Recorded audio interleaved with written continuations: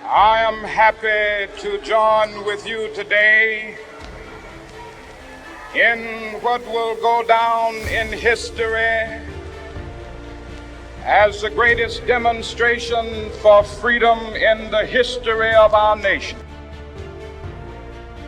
50 years ago, a great American in whose symbolic shadow we stand today signed the Emancipation Proclamation.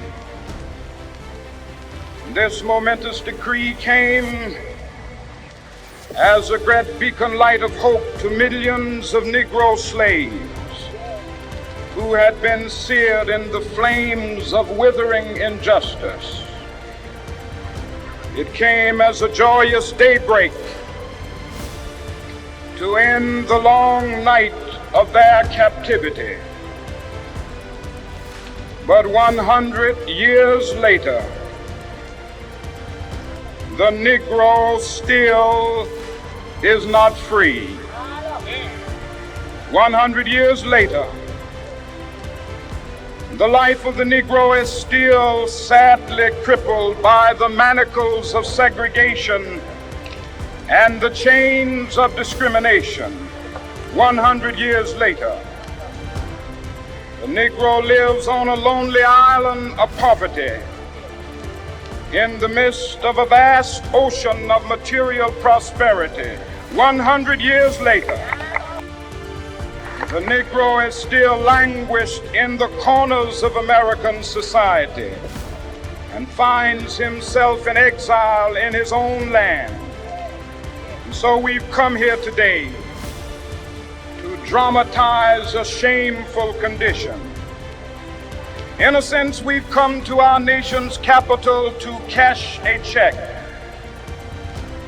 When the architects of our republic wrote the magnificent words of the Constitution and the Declaration of Independence, they were signing a promissory note to which every American was to fall heir. This note was a promise that all men, yes, black men as well as white men, would be guaranteed the unalienable rights of life, liberty, and the pursuit of happiness. It is obvious today that America has defaulted on this promissory note insofar as her citizens of color are concerned. Instead of honoring this sacred obligation, America has given the Negro people a bad check, a check which has come back marked insufficient funds.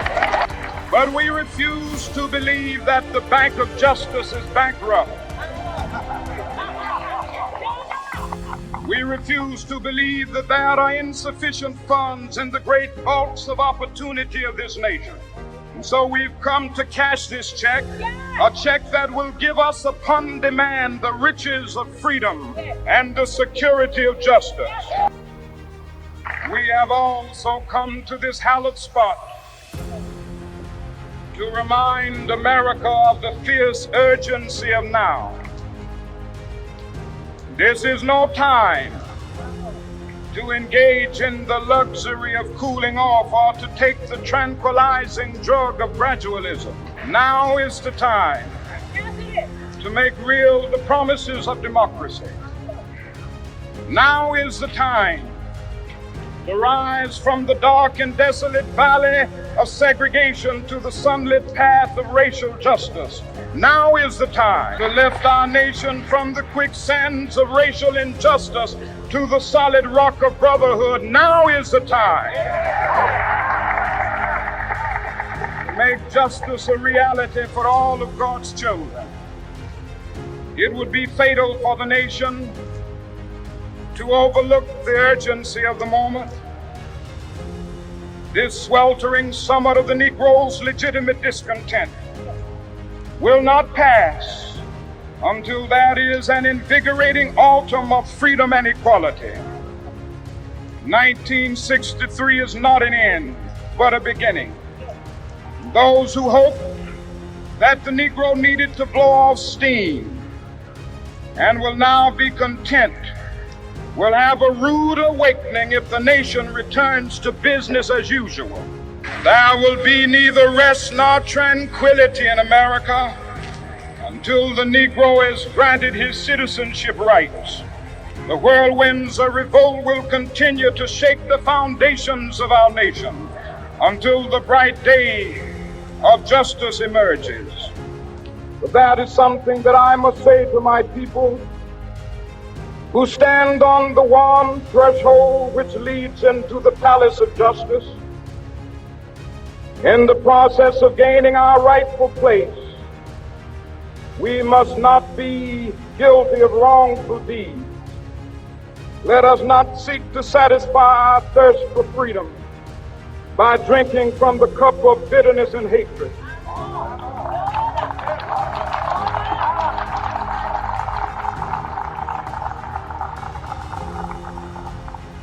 We must forever conduct our struggle on the high plane of dignity and discipline. We must not allow our creative protests to degenerate into physical violence. Again and again, we must rise to the majestic heights of meeting physical force with soul force. The marvelous new militancy which has engulfed the Negro community must not lead us to a distrust of all white people. For many of our white brothers, as evidenced by their presence here today, have come to realize that their destiny is tied up with our destiny. They have come to realize that their freedom is inextricably bound to our freedom. We cannot walk alone. And as we walk, we must make the pledge that we shall always march ahead. We cannot turn back. There are those who are asking the devotees of civil rights, when will you be satisfied? We can never be satisfied as long as the Negro is the victim of the unspeakable horrors of police brutality. We can never be satisfied as long as our bodies, heavy with the fatigue of travel, cannot gain lodging in the motels of the highways and the hotels of the cities. We cannot be satisfied as long as the Negro's basic mobility is from a smaller ghetto to a larger one. We can never be satisfied as long as our children are stripped of their selfhood and robbed of their dignity by signs stating for whites only. We cannot be satisfied as long as a Negro in Mississippi cannot vote and a Negro in New York believes he has nothing for which to vote.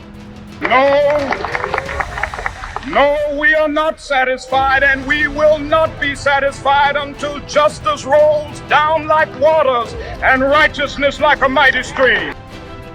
I am not unmindful that some of you have come here out of great trials and tribulations. Some of you have come fresh from narrow jail cells.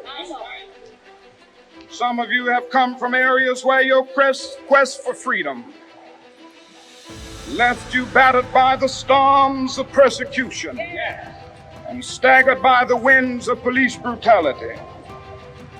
You have been the veterans of creative suffering. Continue to work with the faith that unearned suffering is redemptive. Go back to Mississippi. Go back to Alabama, go back to South Carolina, go back to Georgia, go back to Louisiana, go back to the slums and ghettos of our northern cities, knowing that somehow this situation can and will be changed. Let us not wallow in the valley of despair. I say to you today, my friend, so even though we face the difficulties of today and tomorrow, I still have a dream. It is a dream deeply rooted in the American dream. I have a dream that one day this nation will rise up, live out the true meaning of its creed. We hold these truths to be self-evident, that all men are created equal. I have a dream that one day on the red hills of Georgia, the sons of former slaves and the sons of former slave owners will be able to sit down together at the table of brotherhood. I have a dream that one day, even the state of Mississippi, a state sweltering with the heat of injustice, sweltering with the heat of oppression, will be transformed into an oasis of freedom and justice. I have a dream that my poor little children will one day live in a nation where they will not be judged by the color of their skin, but by the content of their character. I have a dream today. I have a dream that one day, down in Alabama, with its vicious racists, with its governor having his lips dripping with the words of interposition and nullification, one day right there in Alabama, little black boys and black girls will be able to join hands with little white boys and white girls as sisters and brothers. I have a dream today. I have a dream that one day every valley shall be exalted, and every hill and mountain shall be made low, the rough places will be made plain, and the crooked places will be made straight, and the glory of the Lord shall be revealed, and all flesh shall see it together. This is our hope. This is a faith that I go back to the South with. With this faith, we will be able to hew out of the mountain of despair a stone of hope. With this faith, we will be able to transform the jangling discords of our nation into a beautiful symphony of brotherhood. With this faith, we will be able to work together, to pray together, to struggle together, to go to jail together, to stand up for freedom together, knowing that we will be free one day. This will be the day. This will be the day when all of God's children will be able to sing with new meaning, "My country, tears of thee. Sweet land of liberty, of thee I sing. Land where my fathers died, land of the pilgrim's pride. From every mountainside, let freedom ring. And if America is to be a great nation, this must become true. So let freedom ring from the prodigious hilltops of New Hampshire. Let freedom ring from the mighty mountains of New York. Let freedom ring from the heightening Alleghenies of Pennsylvania. Let freedom ring from the snow-capped Rockies of Colorado. Let freedom ring from the curvaceous slopes of California. But not only that, let freedom ring from Stone Mountain of Georgia. Let freedom ring from Lookout Mountain of Tennessee. Let freedom ring from every hill and molehill of Mississippi, from every mountainside. Let freedom ring, and when this happens, when we allow freedom ring, when we let it ring from every village and every hamlet, from every state and every city, we will be able to speed up that day when all of God's children, black men and white men, Jews and Gentiles, Protestants and Catholics, will be able to join hands and sing in the words of the old Negro spiritual, "Free at last, free at last. Thank God Almighty, we are free at last."